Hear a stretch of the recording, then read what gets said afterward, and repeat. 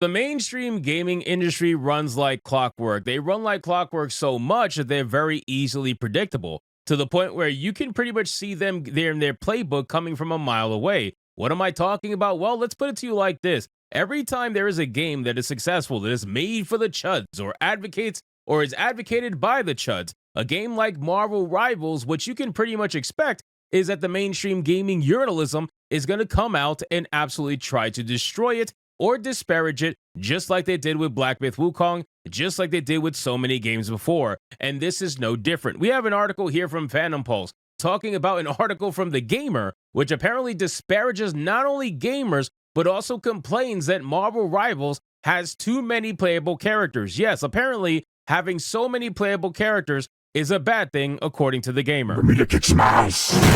Just Iron Man doing Iron Man things. Oh no, help, I'm being assaulted. Man, this game is awesome! Isn't this like that one game? What game? That game? Yeah, that game. Let me get in next round.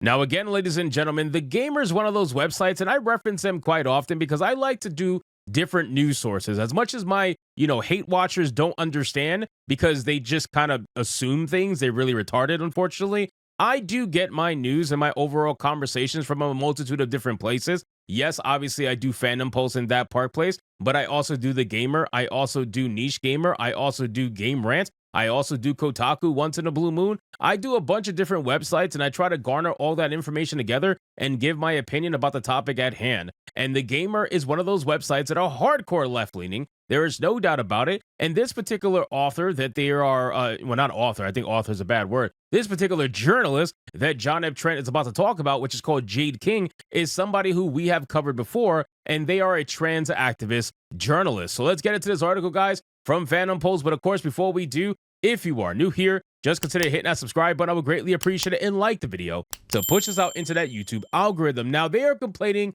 about Marvel Rivals. Why are they complaining about Marvel Rivals? Because Marvel Rivals gives gamers what they want, which is fantastical characters that they know from previous established IPs, and these characters are not only amazing and fun to play as, but they are also respected by the people who made them inside of Marvel Rivals. You don't have no ugly bitches here. You don't have no soy boy Hulks here. You have the actual characters that you have come to expect from the Marvel characters back in the day. So it says a recently published article by Jade King in The Gamer complains that Marvel Rivals has too many playable characters. In an article titled Marvel Rivals has too many heroes for its own good, King complains that matches are uncompetitive, given players are not choosing characters that mesh well for competitive team play.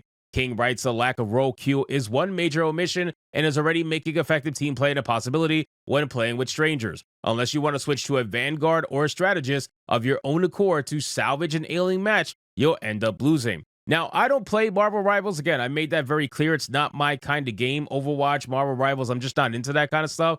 But I do have people that played extensively that I talk to on a daily basis, and they have complained about this one issue as well, which is role queue. They wish that there was role queue in this game, and there should be, right? There should be. Just like you have role queues in every other game that is a competitive game that has healers, DPS, tanks, etc. You should be able to have that kind of role queue as well. And if you don't, you're just going to end up with a clusterfuck 9 times out of 10. So then King continues to disparage Marvel Rival players by saying people will want to jump in and play as some of their favorite heroes without restrictions. They don't care about playing them well or trying to learn what their abilities do or the role they fulfill. The goal is to look and feel as cool as you can in the shortest amount of time possible. A power fantasy that sadly isn't possible in a game that demands mechanical knowledge like this one. The author even claims that this will make players walk away immediately. Yeah, I don't see that happening. The numbers speak for themselves, and I'm sure John F. Trent's going to show the numbers in this article, but the numbers speak for themselves. There are no players walking away from Marvel Rivals. It has maintained a very high player base. I think it's only dropped like 10 to 15% overall, which is fantastic for a live service game that's been out for this long. Now, granted, the game's still fairly new, but by this point, there was other live service games that would experience a 30 to 40% drop. So a 10 to 15% drop is not bad, but ultimately people will drop out of this game, and we will see eventually what that consistent stagnant number ends up becoming, which I'm gonna guess, like I guessed before, is probably gonna be in the 100 to 200,000 range. I gotta imagine it's gonna be for a game like this is free to play. So based on current evidence, this does not seem to be the case. The game hit a peak concurrent player count of 480,990 in its first Sunday after release, and in the most recent 24-hour peak, about a month after the game's release, it still hit a peak of 415,651 players. That's just a decrease of 13.5%. Clearly, players are still playing the game and doing so rather consistently. They are not walking away immediately. Yeah, that's basically what I said. So I was close. I said 10 to 15%. Ultimately, people are going to keep playing this game because it's a free-to-play game. Why would they not? Number one. And number two, it's a free-to-play game that actually offers a multitude of different content, options that people enjoy. Why would you not want to do that? And in a free-to-play game, it's actually probably better for the developer to have many characters, so that way it tries to bring in as many players as possible, depending on what someone might be interested in. Because some people might just play a character just because they like the character. They might not even like the playstyle of the character necessarily, but they might try out the character just because they like it from a previous, maybe a comic book or a movie or something. Some people might play Doctor Strange, even though they might not like his gameplay. You know what I mean? Some people might play Black Widow, even though they might not like her gameplay. But still, more characters means more people that are going to give the game a chance ultimately and have the higher chance to kind of stick with the game long term. Nevertheless, King then claims that the game has too many playable characters, and he is overwhelmed by the number of characters. King wrote, in the lead up to its full launch, more additions were confirmed for the roster, making it hard to determine who I'd main and if I would even have enough time to learn all of their ins and outs before release. Turns out that I didn't, and now the sheer act of playing Marvel Rivals is daunting. If you are really overwhelmed by the amount of characters that are there, then just pick one or two characters that you like and get over it. I really, nobody's saying you got to play every single character, bro. You could just pick one or two characters that you like and stick with them forever. From there, King complains that Marvel Rivals front-loaded Marvel iconic characters, so new character releases will not perform well. There is less potential for future editions, and some of its biggest names can't be capitalized on because they've been here the entire time, King said. Who cares?